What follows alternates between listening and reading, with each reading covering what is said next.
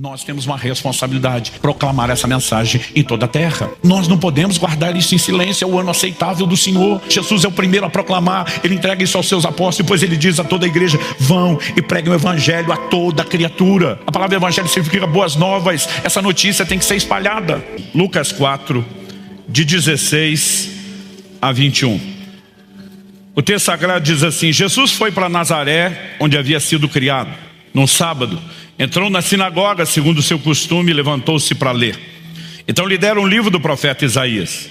E abrindo o livro, achou o lugar onde está escrito: o Espírito do Senhor está sobre mim, porque Ele me ungiu para evangelizar os pobres. Enviou-me para proclamar libertação aos cativos e restauração da vista aos cegos, para pôr em liberdade os oprimidos e proclamar o ano aceitável do Senhor. Tendo fechado o livro, Jesus o devolveu ao assistente e sentou-se. Todos na sinagoga tinham os olhos fixos nele.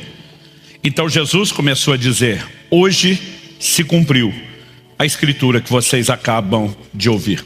Meu Deus, pedimos a direção, a liderança do Teu Espírito Santo, a condução na exposição das verdades, a aplicação prática, o entendimento espiritual que só o Senhor pode proporcionar. E acima de tudo, pedimos por aquele despertar da fé, por aquela obra sobrenatural que só o Senhor, por meio da Tua palavra, pode produzir no íntimo de cada um de nós. E que a Tua palavra de fato produza o efeito, os resultados e aquilo que o Senhor planejou para essa hora. É a nossa oração em nome de Jesus. Amém. Bom, eu quero tomar esse texto, esse episódio, onde Jesus lê Isaías 61. O texto que ele leu está ali nos primeiros versículos de Isaías 61. E eu quero chamar a sua atenção para o fato de que Jesus reconhece que essa era uma profecia messiânica, uma profecia que apontava para o Cristo, para o Messias. Aliás, a declaração é: o Espírito do Senhor está sobre mim porque me ungiu. Aqui é o próprio ungido, aquele que recebeu a unção, né? No hebraico o termo ungido usado era Messias, no original grego é Cristo. Essa palavra significa ungido. Então ele está dizendo: ele me ungiu para quê? Evangelizar os pobres, proclamar libertação aos cativos. Todas essas declarações são fáceis de entender. Nós não temos dificuldade do que significa evangelizar os pobres, o que significa proclamar libertação aos cativos, restauração da vista aos cegos, pôr em liberdade o oprimido. Mas no verso 19 ele diz: e proclamar o ano aceitável do Senhor. Muita gente ao longo dos anos do meu ministério me pergunta: o que é que significa isso? Proclamar o ano aceitável do Senhor. O que significa esse tal de ano aceitável? E aí nós precisamos entender isso por uma lente específica. Não era só uma lente cultural. Era um comportamento que também se tornou cultural, determinado pelo próprio Deus. E até onde tenho visto, a grande maioria, é praticamente unânime, de todos os estudiosos, dos comentaristas bíblicos, fazem um link com essa declaração de Jesus, o ano aceitável do Senhor, com um único e grande conhecido evento do Antigo Testamento, que era o chamado ano do jubileu. Então Deus estabeleceu um princípio no ano do jubileu, onde todo escravo saía livre, toda dívida era perdoada e toda a propriedade voltava ao seu dono original. Esse era de fato uma determinação de Deus, era parte da lei de Moisés. E na verdade nós vamos ler um pouco a respeito disso. E Jesus pega esse ano, um ano que precisava ser proclamado. Ele acontecia uma vez a cada 50 anos. E Jesus está dizendo: eu vim proclamar o aceitável do Senhor. E Jesus mostra que essa atitude envolvia abrir a porta da prisão aos presos, né? Trazer liberdade aos oprimidos. E ele relaciona não só a profecia de Isaías com o Messias, como ele faz referência a uma outra figura bíblica e diz: tudo isso se cumpre em mim. Eu sou o cumprimento dessa palavra. Eu quero conversar com vocês a respeito disso e vou repetir, enfatizar. O tema da minha mensagem hoje é o ano aceitável do Senhor. E que ano na narrativa bíblica se enquadra no que Jesus falou? Somente esse. Se você puder me acompanhar, em Levítico 25, dos versos 8 a 13, nós temos uma instrução aqui resumida sobre o ano do jubileu. Daqui a pouco nós vamos ler outros versículos para entender a figura. Ele diz assim: conte 7 semanas de anos, isso é, 7 vezes 7 anos. De maneira que os dias das 7 semanas de anos somem 49 anos. Então, no 7º mês, aos 10 dias do mês, você fará soar a trombeta. No dia da expiação, vocês farão soar a trombeta por toda a terra de vocês. Santifiquem o 50º ano e proclamem liberdade na terra a todos os seus moradores. Esse será um ano de jubileu para vocês, e cada um de vocês voltará à sua propriedade, cada um de vocês voltará à sua família.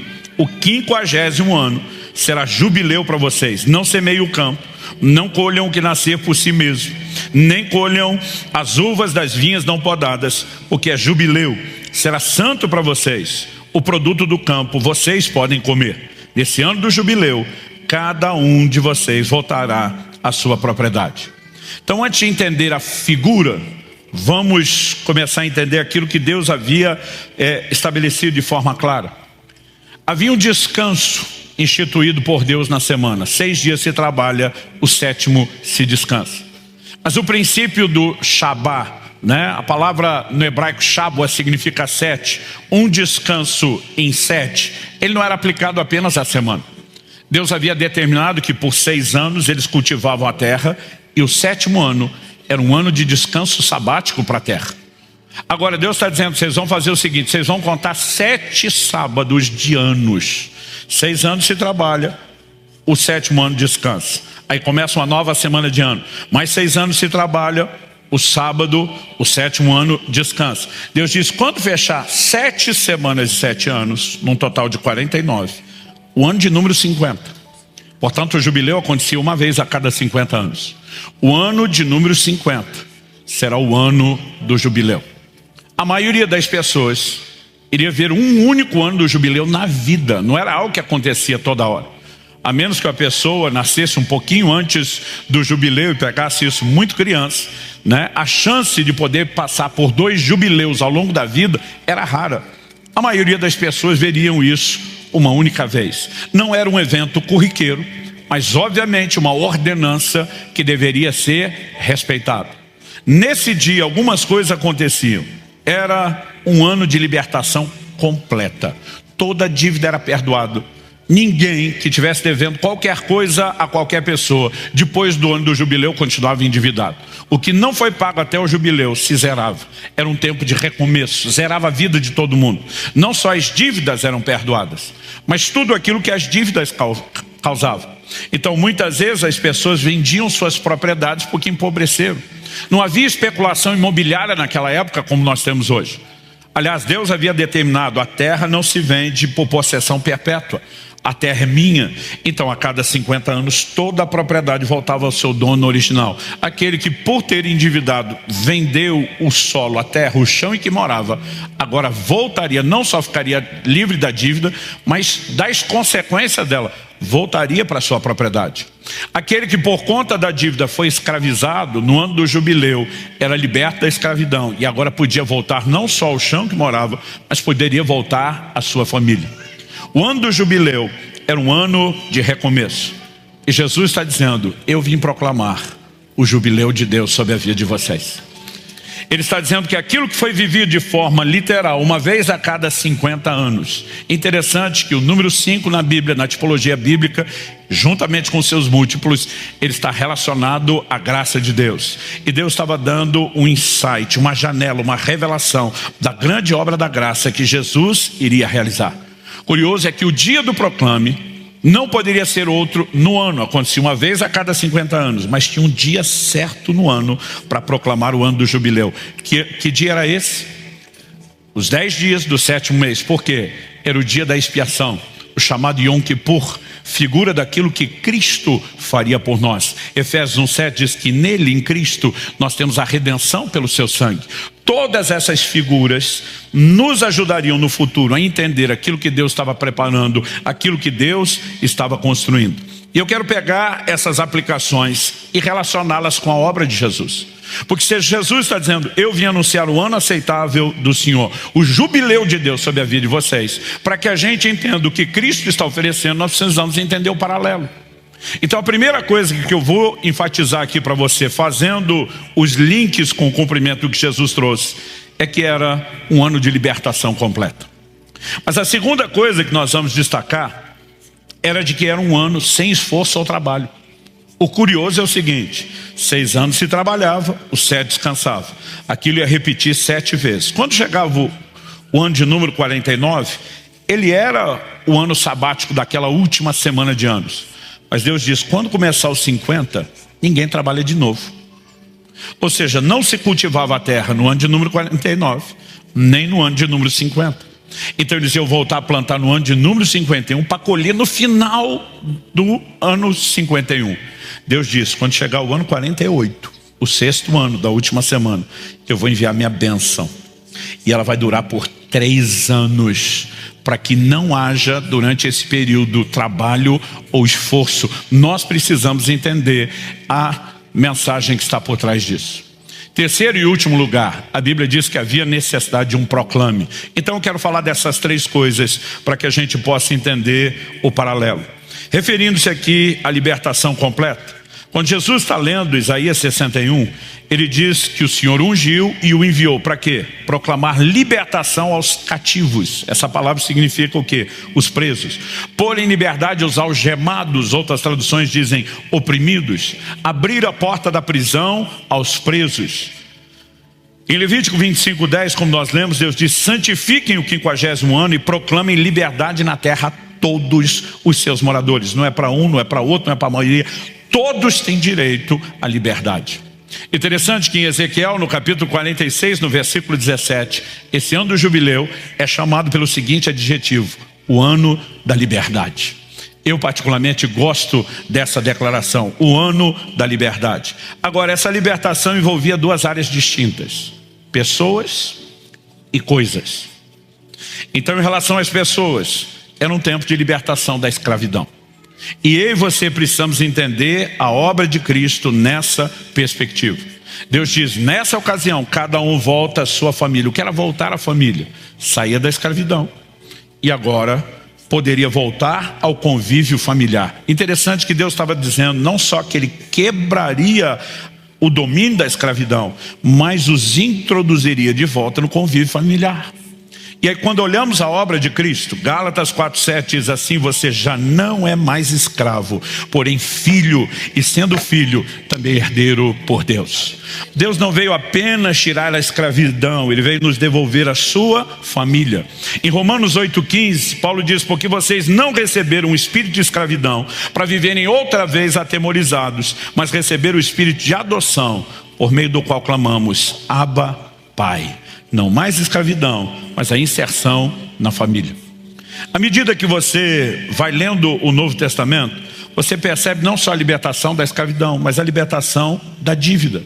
É lógico que o Novo Testamento enfatiza que essa dívida, que no Antigo Testamento era vista só como monetária, financeira, ela tem uma aplicação espiritual em relação ao pecado. Colossenses 2, versos 14 e 15, diz assim: cancelando o escrito de dívida que era contra nós, e que constava de ordenanças, o qual nos era prejudicial, removeu inteiramente, cravando na cruz, e despojando os principados e as potestades, publicamente os expôs ao desprezo, triunfando deles na cruz. Cancelando o escrito de dívida que havia contra nós. O escrito era o termo legal, pelo qual a pessoa estava endividada. Até em tempos recentes a gente falaria disso chamando de uma nota promissória. E a Bíblia diz que Ele pega o escrito e cancela. E a Bíblia diz que Ele o pregou na cruz. Quando o nosso Senhor foi pregado na cruz, nossa dívida de pecado estava sendo cancelada. Quantos são gratos a Deus por isso? Nós precisamos entender que essa libertação envolve também a questão do poder do pecado. No capítulo 8 de João, no verso 34, nosso Senhor diz assim: Jesus respondeu: em verdade lhes digo, que todo o que comete pecado é escravo do pecado. Então Jesus não veio apenas nos perdoar da condenação de pecados cometidos, vou falar disso também, mas Ele diz que quem peca é escravo, ele não consegue sair daqui. Então o que é que Jesus veio fazer? O que é que Cristo veio nos disponibilizar? Em Romanos, no capítulo 6, E no verso 14, o apóstolo Paulo diz: porque o pecado não mais terá domínio sobre vocês, pois vocês não estão debaixo da lei, e sim debaixo da graça. É a quebra do domínio, não apenas da culpa. É a quebra do controle, da escravidão, da prisão do pecado que nos foi proporcionada. Quem está entendendo, diga amém. Então, olhando para a Escritura, a gente reconhece essa obra. Em 2 de Pedro 2,19, a Bíblia diz: quem é vencido em algo se torna escravo daquele que o vence. Quando éramos vencidos pelo pecado, nós estávamos numa condição de escravidão. Mas o que Jesus oferece é mais do que perdão, é libertação do domínio do pecado, libertação do poder do pecado, não só da dívida. Ele também trouxe libertação da culpa, da condenação, que eram os efeitos disso. Não vamos negar esse outro aspecto. Embora a obra dele não se limite a isso, é importante ressaltar. Romanos 8,1: nenhuma condenação mais há para os que estão em Cristo Jesus. Outro dia um irmão olhou para mim e falou: estou pagando pelos meus pecados. Eu falei: filho, se tu tivesse que pagar essa conta, tu estava lascado num nível que você não consegue imaginar. Seus pecados já foram pagos, você não precisa pagar pelos seus pecados. Em 2 Coríntios 5,17, a Bíblia diz: se alguém está em Cristo, nova criatura é. As coisas velhas já passaram, eis que tudo se fez novo. Jesus está dizendo: eu vim anunciar o ano aceitável do Senhor sobre a vida de vocês. E Ele veio trazer a libertação do domínio do diabo sobre as nossas vidas. Porque não era apenas o pecado que nos escravizava, mas através do pecado o próprio Satanás nos escravizava. Mas Colossenses capítulo 1, verso 3 diz: Ele nos libertou do poder das trevas e nos transportou para o reino do seu Filho amado. Deus seja louvado. Em 1 de João, no capítulo 3, no verso 8, a Bíblia diz que o Filho, falando de Jesus, o que veio anunciar o ano aceitável do Senhor, se manifestou para destruir as obras do diabo. Às vezes eu achava que as obras do diabo eram apenas aqueles ataques contra a gente. Até porque em Atos 10, 38, a Bíblia diz: Deus ungiu a Jesus de Nazaré com Espírito Santo e poder, o qual andou por toda parte, fazendo bem, curando a todos os oprimidos do diabo. Isso não significa que toda doença tem uma origem maligna, mas obviamente existe aquelas que são classificadas de opressão do diabo. Lucas 13 diz que Jesus impõe as mãos sobre uma mulher encurvada e que ela tinha um espírito de enfermidade. Então eu pensava: Jesus destruía as obras do diabo, esse povo que estava ali preso numa enfermidade, com a vida amarrada numa área, ele vem trazer libertação. Não, se você vai estudar 1 de João 3, a Bíblia está falando de pecado. A Bíblia está falando de filhos de Deus e filhos do diabo, e que os filhos de Deus não vivem na prática do pecado, porque isso é o que acontece com os filhos do maligno. Ele diz que os filhos de Deus têm a semente de Deus, mas que os filhos do diabo têm uma outra semente. Quando a Bíblia está dizendo que ele veio destruir as obras do diabo, está dizendo que ele veio mexer lá no cerne da nossa natureza. Ele vem quebrar a força e o controle do pecado, não apenas trazendo perdão, mas nos proporcionando mudança de natureza.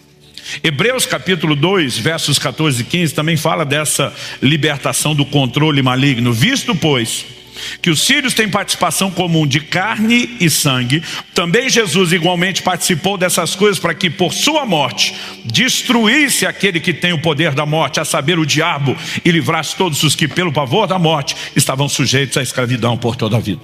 Um dia eu li esse texto: e destruísse aquele que tinha o poder da morte, a saber, o diabo. O irmão gritou: bem feito. Eu amo essas declarações que falam a respeito daquilo que nos foi disponibilizado por meio de Cristo Jesus. É uma libertação plena, é completa.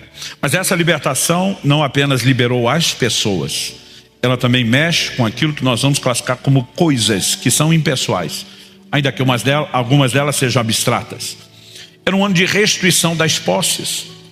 É interessante observar que ali em Levítico 25, nós lemos do 8 ao 13 antes. Eu quero ler agora do 13 ao 16.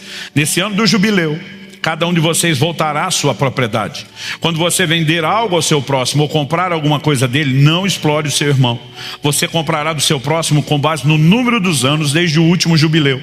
E segundo o número dos anos das colheitas até o próximo jubileu, ele venderá a você. Sendo muitos anos, você aumentará o preço. E sendo poucos anos, você abaixará o preço, porque ele está vendendo a você o número das colheitas. Deus está dizendo: a terra não se vende por possessão. O que está sendo negociado é o número das colheitas. Mas quando vinha o jubileu, toda a propriedade voltava ao seu dono. Então havia restituição das posses. O que é que eu e você precisamos entender? Do verso 23 a 28, O Senhor volta a explicar: também a terra não será vendida em definitivo, porque a terra é minha, pois vocês são para mim estrangeiros e peregrinos. Portanto, em todas as terras da propriedade de vocês, permitam que as terras sejam resgatadas. Se alguém do seu povo empobrecer e vender alguma parte das suas propriedades, então virá o seu resgatador, o seu parente, resgatará o que esse irmão vendeu. Se alguém não tiver resgatador, porém vier a tornar-se próspero e achar o bastante com que a remir, então contará os anos desde a sua venda, e o que ficar restituirá ao homem a quem vendeu, e assim poderá voltar à sua propriedade. Mas, se as suas posses não lhe permitirem reavê-la, então a propriedade que for vendida ficará na mão do comprador até o ano do jubileu. Porém, no ano do jubileu, sairá do poder desse, e aquele poderá voltar para a sua propriedade. Era um ano de restituição de posses. Quando Jesus está dizendo: eu vim anunciar o ano aceitável do Senhor sobre a vida de vocês, Ele não está mera e simplesmente dizendo é uma libertação dos pecados. Ele está dizendo é um tempo de restituição. E eu creio que isso não se limita à restituição material. Muitos de nós precisamos acreditar que existe uma bênção que é parte da obra da graça chamada restituição. Jesus se refere ao diabo dizendo: o ladrão veio para roubar, veio para matar, veio para destruir. E diz: eu vim para que tenham vida. Às vezes a gente só pensa: bom, ele trazia a morte, Jesus trouxe vida. Mas se ele veio roubar, Jesus veio fazer o quê? Restituir. Nós temos direito à restituição, e não apenas de coisas. Nós precisamos acreditar em restituição familiar. Nós precisamos acreditar em tudo aquilo que o Senhor pode acrescentar. Mas sabe o que é interessante? A Bíblia não limita a restituição de coisas só o que é tangível, seja a questão familiar ou pessoas. A Bíblia fala da restituição do tempo. Você sabia que é possível viver isso? Em Joel, no capítulo 2, no verso 25, Deus havia feito uma promessa. Qual era a promessa? Restituirei os anos que foram consumidos pelo gafanhoto. Deus está dizendo: vocês perderam muito tempo tentando uma colheita que não vinha, o pouco que via era consumido. Deus está dizendo: eu não vou restituir só os mantimentos, eu vou restituir os anos perdidos. Existe algo que eu não sei como a gente explica, mas para tentar inventar um nome, eu vou criar uma classificação aqui, vou tomar liberdade. Há uma unção de aceleração que nós podemos experimentar, estilo aquela de quando a mão do Senhor vem sobre Elias e ele corre como nunca havia corrido. Nós podemos viver resultados extraordinários. Em Efésios, no Novo Testamento, capítulo 5, versos 15 e 16, a Bíblia diz: portanto, vede prudentemente como andais, não como nécios, e sim como sábios. Verso 16, remindo o tempo, porque os dias são maus. Pastor, o que significa remir? Sinônimo de resgate. Reaver o que foi perdido por meio do ato de compra. Deus está dizendo que eu e você podemos remir o tempo, resgatar o tempo. E eu creio que estamos vivendo um tempo e uma fase onde muitos serão atraídos para esse lugar de entendimento e uma resposta de fé, e vão viver uma unção de aceleração, de ganhar tempo que foi perdido no passado. Era um ano de libertação completa, não só de pessoas, como também de coisas. Mas em segundo lugar, era um ano sem esforço ou trabalho. E aqui nós precisamos entender algo. Quando você vem para o Antigo Testamento, mesmo antes da lei de Moisés, você percebe já na criação que durante 6 dias, não vou gastar tempo discutindo isso aqui, mas não consigo de forma alguma dizer que esses dias são dias de 24 horas. Nos primeiros 3 dias não existe sol e lua, não existe ciclo de 24 horas, vão ser criados a partir do 4º. A palavra ali traduzida dia é período de tempo. Mas depois dos 6 dias da criação, o 7º Deus descansou. E a Bíblia diz que esse 7º dia também não terminou, que nós vamos entrar no descanso de Deus, que ele dura até hoje. Portanto, se pelo menos 4 dos 7 dias não são de 24 horas, eu não vejo necessidade nenhuma de brigar por uma tentativa de dizer que são de 24 horas. Mas a verdade é que Deus pega um de 7 e ele diz: isso aqui está santificado para o descanso. Depois, na lei de Moisés, isso é incorporado no decálogo, nos 10 mandamentos, e se torna um dos principais mandamentos. 6 dias você trabalha, ao 7º você descansa. Deus nunca limitou o sábado só aos dias semanais. 6 anos se cultiva a terra, no 7º ano se descansa. Agora a pergunta é: no Novo Testamento, na Nova Aliança, no tempo que nós vivemos hoje, debaixo da obra de Cristo, o sábado ainda é uma ordenança a ser guardada? Isso tem gerado muita discussão no meio teológico. Alguns se levantam e dizem: não, o fim da lei é Cristo. Tem outros grupos que querem preservar o sábado, que criaram algumas definições para tentar justificar a sua passada. Não, o fim da lei é Cristo, é lei cerimonial. mas lei moral permanece. Eles decidiram que lei moral são os 10 mandamentos, e se o sábado está nos 10 mandamentos, ele deveria vir. Mas o Novo Testamento não sustenta isso. Em Colossenses, no capítulo 2, nos versos 16 e 17, Paulo diz assim: portanto, que ninguém julgue vocês por causa de comida e bebida, ou dia de festa, ou lua nova, ou sábados, porque tudo isso tem sido sombra das coisas que haviam de vir. Ele menciona claramente comida, bebida, festa. Aí ele fala de sábados e diz: ninguém julgue vocês por isso. Se esse é o mandamento que passou para o Novo Testamento, Paulo vai dizer: ó, se você não está obedecendo, ninguém te julga. É quase a mesma coisa que ele falou: ó, se você andou matando alguém por aí, ninguém te julga, você está na liberdade. Como é que ele falaria uma coisa dessa? E ele diz: ninguém te julgue, porque ele não está tratando como mandamento da nova aliança, ele está tratando como uma sombra de bens vindouros. Aliás, Hebreus 10:1 diz a mesma coisa: a lei não tem imagem exata das coisas, e sim a sombra de bens vindouros. Pastor, o que é a sombra? Vamos lá. Se eu estendo a mão aqui sobre essa mesa, eu vejo projetada a sombra por causa da luz que vem de cima na mesa.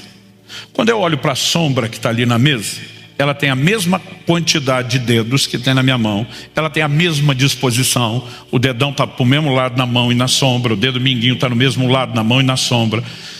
Mas apesar de muito similar, a pergunta é: a imagem exata? Não, porque a sombra é uma superfície lisa, 2D, a mão é 3D, tem o redondinho dos dedos. Na sombra não tem a cor da pele, não tem a textura da pele, mas é parecido e muito. E quando eu olho para a minha mão e para a sombra, eu conecto uma coisa com a outra na hora. Por quê? Por 2 motivos. Primeiro, os 2 estão no meu campo de visão. Segundo, mesmo se a mão saísse do campo de visão, a sombra ainda poderia ser reconhecida, porque é um objeto, é uma figura conhecida, está na minha mente. Então eu olho só a sombra sem ver a mão, eu já associei aquilo que eu conheço. Agora pergunta: se em vez da mão fora do campo de visão fosse um objeto desconhecido projetando a sombra, você conseguiria entender o que é a sombra? Não. Quando é que você entenderia a sombra? Quando aquela coisa que a projeta entrasse no campo de visão e você constatasse a similaridade entre ela e o que não é imagem exata, mas é parecido, você ia dizer: era isso projetando a sombra. A Bíblia diz que na lei, no Antigo Testamento, nós não temos a imagem exata das coisas. Deus diz: o que eu estou mostrando aqui não é o que as coisas são. O que tem aqui é só uma sombra. Sombra do quê? O que é que projeta a sombra? Sombra de bens vindouros. Tudo aquilo que se concretizaria em Cristo no futuro, não no tempo da lei, projetava do futuro para o passado sombras. Eram projeções proféticas que vinham invertidas no tempo. Agora, quando o povo olhava para a sombra de algo desconhecido, conseguiria entender? Não. Quando é que conseguiria entender? Quando aquilo que a projetava entrasse no campo de visão, eles iam fazer uma relação entre o que estavam vendo e aquela projeção que já estavam lá. Ia dizer: era isso. A Bíblia está dizendo que o sábado é sombra de um bem vindouro. O que a Bíblia está falando? O sábado figura, entre outras coisas, uma manifestação da graça de Deus. E nós precisamos entender a perspectiva disso no Novo Testamento. Se fosse um mandamento literal para o Novo Testamento, pensa comigo, além de Paulo chamar de sombra, em Romanos 14:5, o apóstolo Paulo diz assim: alguns pensam que certos dias são mais importantes que os demais, mas outros pensam que todos os dias são iguais. Como é que Paulo vai lidar com a diferença? Ele diz: cada um tem a opinião bem definida na sua própria mente. Ele diz: decide aí. Agora, peraí, Paulo. Um pensa que todos os dias são iguais, então não existe a distinção do sábado em relação aos demais. Mas o outro faz distinção, para esse tem diferença. Se o sábado é mandamento, Paulo está dizendo que todo mundo tem que guardar. Agora, se ele diz para aqueles que não veem diferença, cada um tome sua própria decisão, ele está dizendo: não há um mandamento que obrigue um dia. Aliás, é só você olhar o contexto antes do verso 5. Paulo diz: um acredita que pode comer de tudo, o outro acredita que só pode comer legumes. Havia um grupo de pessoas influenciado por outras religiões que eram fortemente contrárias ao consumo de carne. Paulo vai dizer que o que acredita só pode comer legumes é débil na fé, fraquinho na fé. Então Paulo já tomou partido. Ele era do time que gostava do churrasco. Mas ele olha e diz: apesar de não haver uma proibição bíblica contra a carne, eu não tenho que obrigar esse a comer. Vocês aí convivem com as diferenças. O de cá não julga aquele, esse não julga aquele. Mesmo que, na minha opinião, esse aqui é mais fraquinho na fé. Paulo está dizendo: os que têm diferença de dia, conviva sem julgar um ao outro. Se fosse um mandamento, ele nunca daria essa liberdade. Em Gálatas, no capítulo 4, nos versos 10 e 11, o apóstolo Paulo diz assim: vocês guardam dias, meses, tempos e anos. Ele diz: receio que o meu trabalho por vocês tenha sido em vão. Se você olhar o contexto dos versículos anteriores, aliás, do contexto da epístola aos Gálatas, judeus se infiltraram na Galácia, na Turquia, tentando judaizar, os gentios se converteram. Paulo vai brigar com todas as práticas judaizantes que eles estavam fazendo. E aí o apóstolo Paulo simplesmente diz: vocês estão retrocedendo na fé, se estão preocupados em guardar dias. Alguém que acredita que o sábado é um mandamento inegociável iria chamar isso de retrocesso? Gente, não há nada no Novo Testamento que justifique a guarda do sábado como mandamento. Isso é assunto para a gente conversar outro dia. Mas aí nós temos alguns cristãos que dizem: não, é que o sábado mudou para o domingo. Eu digo: como é que é? Não, que o sábado mudou de dia. Antes ele caía no sábado, agora o sábado cai no domingo. Porque há um texto no Novo Testamento que se refere ao domingo como o dia do Senhor. O dia do Senhor é uma referência ao dia que ele ressuscitou, não a um dia para ser guardado. Porque se o sábado mudou de dia e caiu no domingo, continua tendo um dia especial que tem que ser observado de forma diferente. Para mim, tentar transformar o sábado no domingo é uma incoerência maior do que guardar o próprio sábado. A verdade é que o Novo Testamento não estabelece essa distinção de dia. Então o que era o sábado? Que durante tanto tempo Deus falou: sombra de um bem vindouro. Olha comigo Hebreus capítulo 4.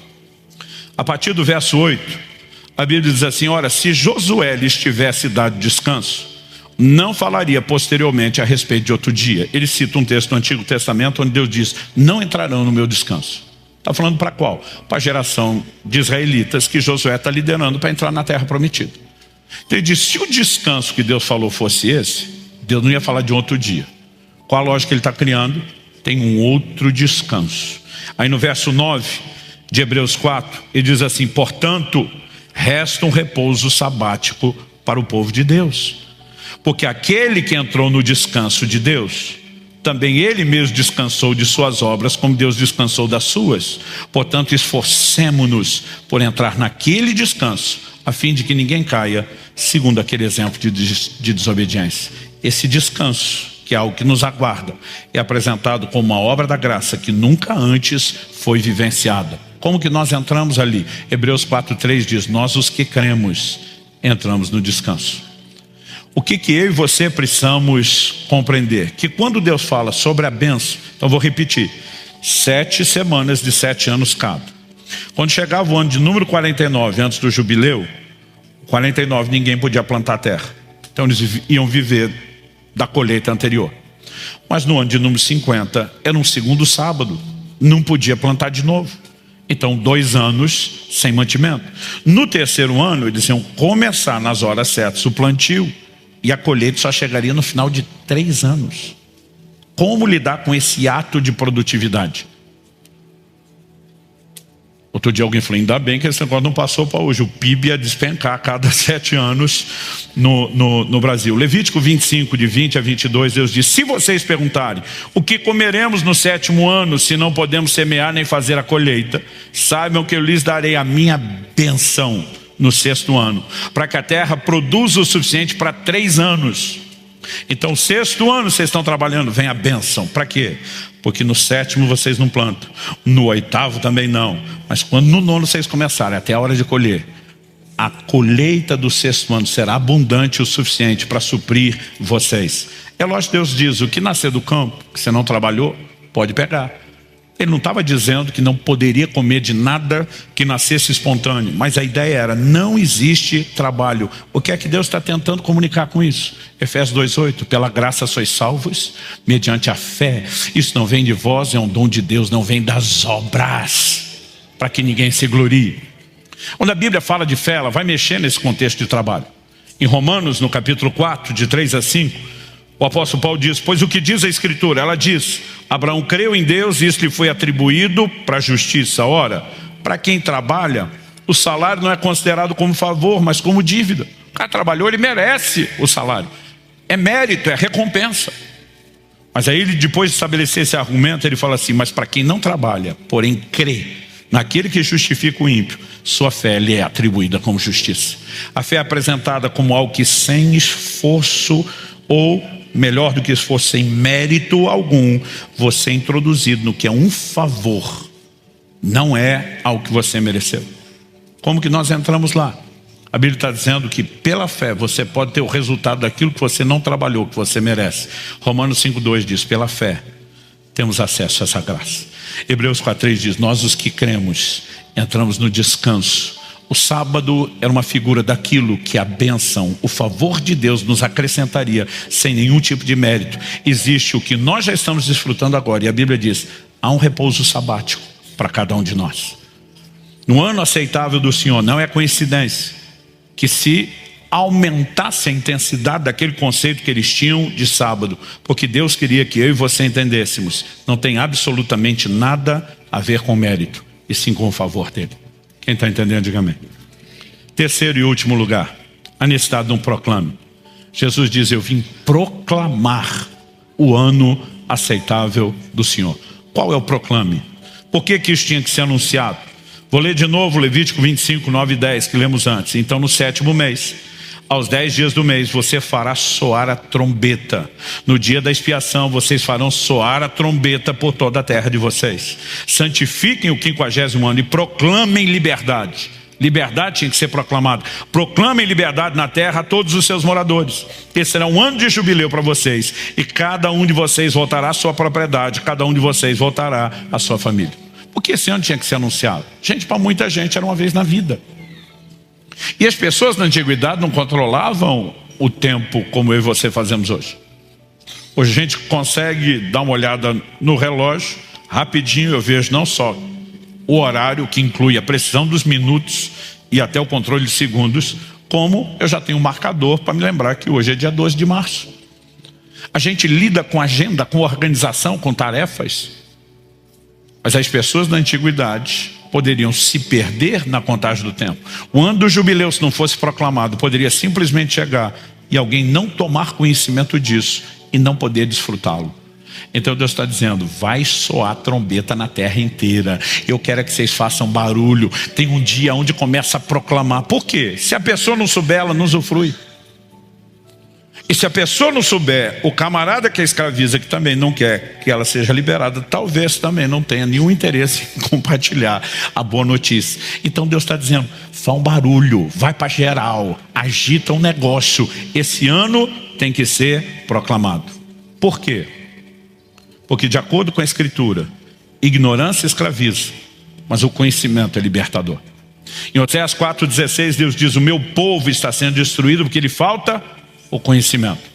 Outro dia alguém falou: pastor, Jesus disse que a verdade liberta. Eu falei: Jesus não disse que a verdade liberta. Jesus disse: conhecereis a verdade vos libertará. O que liberta é o conhecimento da verdade. Uma verdade não conhecida não pode fazer nada por ninguém. O conhecimento da verdade liberta. A verdade sozinha, sem ser conhecida, não. E o que é a necessidade do proclame em termos práticos? A palavra de Deus precisa ser anunciada. A mensagem do Evangelho tem que ser compartilhada. Esse é o momento que eu esperava que vocês falassem um amém, alguma coisa do gênero. Atos 5, de 17 a 20, diz assim: levantando-se, porém, o sumo sacerdote e todos os que estavam com ele, isso é, o partido dos saduceus, ficaram com muita inveja, prenderam os apóstolos e os recolheram à prisão pública. Mas de noite, o anjo do Senhor abriu as portas da prisão e, levando-os para fora, disse-lhes: vão ao templo e digam ao povo todas as palavras dessa vida. Os saduceus: vamos silenciar, vamos botar na prisão. O anjo vai lá e diz: o quê? Vaza. Vão anunciar ao povo as palavras dessa vida. Ele não estava preocupado apenas se a liberdade dele está sendo cerceada. O anjo enviado por Deus está dizendo: faz barulho, corra a terra, o proclame tem que acontecer, a mensagem tem que ser pregada. Em Atos, no capítulo 10, no verso 22, quando as pessoas que Cornélio envia de Cesareia de Filipe até Jope, onde Pedro está, chegam e vão explicar o que é que aconteceu, a visão do anjo que Cornélio teve, eles dizem assim: então disseram: o centurião Cornélio, homem reto e temente a Deus, e tendo bom testemunho de toda a nação judaica, foi instruído por um santo anjo a mandar chamar você para a casa dele e ouvir o que você tem a dizer.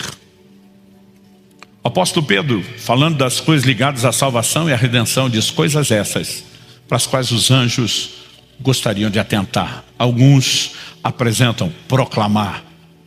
Os anjos queriam, como mensageiros que são, serem os portadores das boas novas. Deus disse, não, quem faz isso são os próprios santos. Então o anjo vem e fala para o Cornélio, eu vou dizer onde você acha o pregador, porque eu mesmo não posso pregar para você. O outro anjo vem, abre a porta e diz, vaza, vão pregar, porque se a gente não pode fazer, vocês não vão ficar fazendo corpo mole dentro da prisão. Deus quer que a mensagem corra por toda a terra, que todos os moradores da terra possam ouvir. 1 Timóteo 2,4, Deus deseja que todos se salvem, chegue ao pleno conhecimento da verdade. A pergunta é, como podem conhecer a verdade? Em Romanos 10, no verso 13, Paulo diz, todo aquele que invocar o nome do Senhor será salvo. Ele está fazendo a citação bíblica. Mas ele faz a pergunta, como porém invocarão aquele em quem não crerão? E como crerão naquele de quem nada ouviram? E como ouvirão se não há quem pregue? E como pregarão se não forem enviados? Como está escrito, conformosos são os pés dos que anunciam coisas boas. Então vamos lá, invocou o nome do Senhor é salvo. Mas como vai invocar para ser salvo se não ouviu? Como vai ouvir se não tiver quem pregue? Então ele volta fazendo o caminho contrário. Para invocar o nome do Senhor, ele está dizendo, tem que crer. Para crer, tem que ouvir. Romanos 10,17 diz que a fé vem por ouvir. Para ouvir, tem que ter quem pregue. E para que haja quem pregue, tem que ser enviados. Então é parte da missão da igreja ficar cutucando e provocando todos os santos, lembrando eles, nós temos uma responsabilidade, proclamar essa mensagem em toda a terra. Nós não podemos guardar isso em silêncio, é o ano aceitável do Senhor. Jesus é o primeiro a proclamar, ele entrega isso aos seus apóstolos, depois ele diz a toda a igreja, vão e preguem o evangelho a toda criatura. A palavra evangelho significa boas novas, essa notícia tem que ser espalhada. Porque a menos que haja o conhecimento, e não apenas o conhecimento intelectual, mas aquilo que provoca a resposta de fé, nós nunca vamos entrar naquilo que Deus tem. E quando falamos do poder da ignorância, eu me lembro de um episódio que é atribuído a Charles Spurgeon, chamado Príncipe dos Pregadores, um grande pregador batista na Inglaterra. E ele compartilhou essa experiência pessoal. Eu tirei isso do livro Nome de Jesus, do Kenneth Hagin, no capítulo 7. Ele contando a história diz o seguinte, que Spurgeon foi chamado à casa de uma senhora de idade que estava confinada à cama. A desnutrição estava acabando com ela. Durante sua visita, Spurgeon notou um documento emoldurado, pendurado na parede. Perguntou à mulher, é seu? Ela disse que sim. Explicou que tinha trabalhado como doméstica no lar de uma família inglesa. Antes de a condessa fulana morrer, explicou a mulher, ela me deu isso. Trabalhei para ela durante quase meio século. Tive tanto orgulho desse papel, porque ela me deu. Mandei colocar numa moldura. Ficou pendurado na parede desde a morte dela, já faz 10 anos. O senhor Spurgeon perguntou, a senhora me daria licença para levá-lo e mandar examiná-lo mais de perto? Oh sim, disse a mulher, que nunca aprendera a ler. É só cuidar para que eu receba de volta. Spurgeon levou o documento às autoridades. Essas já o tinham procurado. Tratava-se de uma herança. A dama da nobreza inglesa alegara a seu empregado uma casa e dinheiro. Aquela mulher morava numa casinha de um só cômodo, feito de cacho de madeira. Estava morrendo de fome, mas tinha pendurado na parede um documento que autorizava a receber todos os cuidados e morar numa casa excelente. O dinheiro estava acumulando juros. Pertencia a ela. Spurgeon ajudou-a a obtê-lo, mas o dinheiro não fez tanto bem a ela quanto poderia ter feito mais cedo. A questão é, não adianta você ter direito a algo e não conhecer. A mulher analfabética, feliz com o pedaço de papel, emoldura aquilo. Minha senhora lembrou de mim antes de morrer. Sem entender que é um testamento. Assim como muitos de nós, simplesmente abraçamos a Bíblia, a palavra de Deus, e a gente diz, Jesus deixou algo para mim antes de morrer. Mas porque a gente não conhece aquilo que é nosso, a gente não pode desfrutar. Ou não vamos falar da gente, talvez você diga, não pastor, eu estou desfrutando o ano aceitável do Senhor. E as outras pessoas? E o restante dos seus familiares, conhecidos, amigos, companheiros de trabalho? Por que é que eles não têm direito de conhecer aquilo que lhes pertence, aquilo que é deles? Eu queria que você pudesse considerar comigo, e aqui eu quero concluir e terminar, só na perspectiva bíblica, só é livre quem quer. Em Deuteronômio 15, por exemplo, Nos versículos 16 e 17, Deus diz: quando chegasse, fosse o ano do jubileu, ou qualquer outro momento de libertação, por exemplo, quando o judeu é escravizado por outro, 6 anos, no 7º saía livre. Quando chegava a hora de ser livre, ele podia escolher não ser. Ele disse: não quero ser livre, quero ficar de escravo aqui com o meu senhor.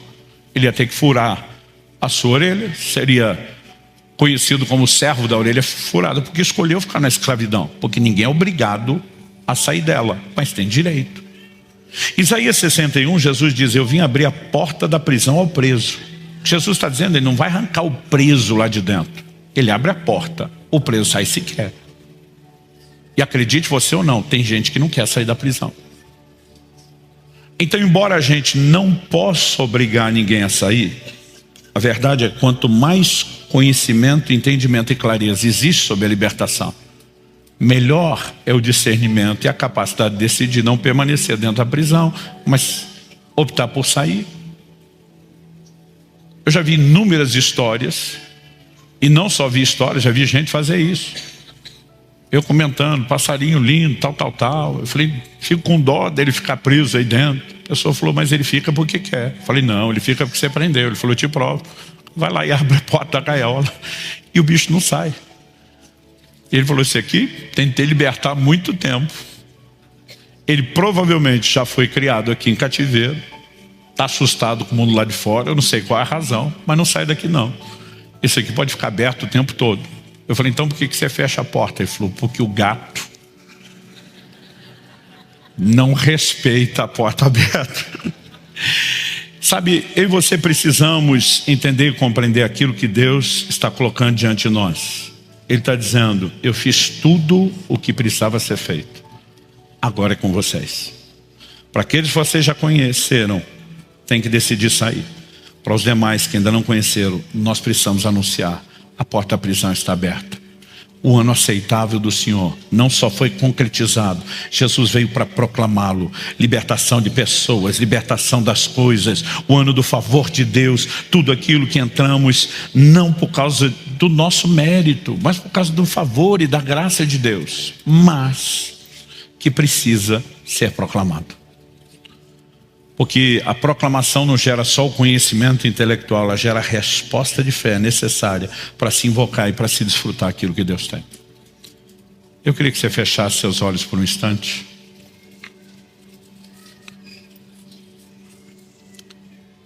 Meu Deus, a palavra foi compartilhada e ensinada, mas só o Senhor pode de fato iluminar os olhos do nosso entendimento. Só o Senhor pode trazer mais do que mera compreensão intelectual, e nós oramos por isso nessa hora. Eu oro por cada um dos meus irmãos e irmãs que estão nesse auditório, por aqueles que nos acompanham por meio dessa transmissão, ou mesmo posteriormente, por meio de terem contato com uma gravação. Que a mão do Senhor os toque, que o Espírito de Deus os ajude numa aplicação prática. Queremos, ó Deus, compreender onde estamos em relação ao entendimento do que é o ano do jubileu que nos tem sido proporcionado, o que é o ano aceitável do Senhor que Cristo veio concretizar para cada um de nós. Eu oro que cada pessoa possa não apenas entender, mas usufruir da sua libertação completa. Eu oro que cada um possa entender que isso não depende de mérito, não tem a ver com esforço, tem a ver com a capacidade de crer para usufruir o favor do Senhor. Mas nós oramos que o conhecimento, que o proclame, seja de fato o elemento necessário para produzir essa fé. A fé que nos leva ao descanso, a obra da graça, ao favor. Mas nós oramos que cada um possa viver a plenitude do que o Senhor tem disponibilizado. Eu oro que ninguém seja, Deus, vítima da ignorância, da falta de conhecimento do que o Senhor disponibiliza. Tua palavra diz que o Teu Espírito nos foi dado, entre outras coisas, para que possamos conhecer aquilo que nos foi dado gratuitamente. E nós oramos, Espírito Santo, conduze-nos ao entendimento da palavra, daquilo que é nosso por direito. Mas também nós oramos por um despertamento da nossa responsabilidade de proclamar a outros. Que possamos, ó Deus, fazer alarde, que possamos fazer barulho para todos os moradores da terra.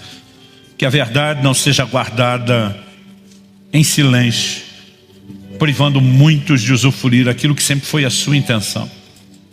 Ajuda-nos na aplicação pessoal da nossa própria libertação. Ajuda-nos na aplicação pessoal do acesso à bênção e o favor sobre as nossas vidas. Mas ajuda-nos também a aplicar isso na responsabilidade que temos recebido do Senhor de compartilhar com outros. Nós clamamos em nome de Jesus. Estende a tua mão. Toca as nossas vidas. Fortalece a compreensão por meio da ação poderosa do teu Espírito Santo, o Espírito da verdade. Desperta a fé.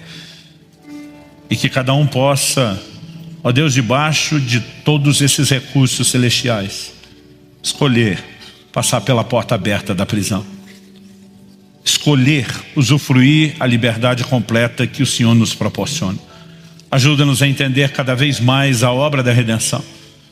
De maneira não apenas a sermos mais gratos, de maneira não só a usufruir a plenitude, mas também, como dissemos, a compartilhar de forma não só responsável, como também apaixonada. Nós oramos em nome de Jesus. Cada me gusta, compartido y comentario tuyo no solo ayuda a que el video se difunda, sino que también es una pequeña acción con un gran impacto.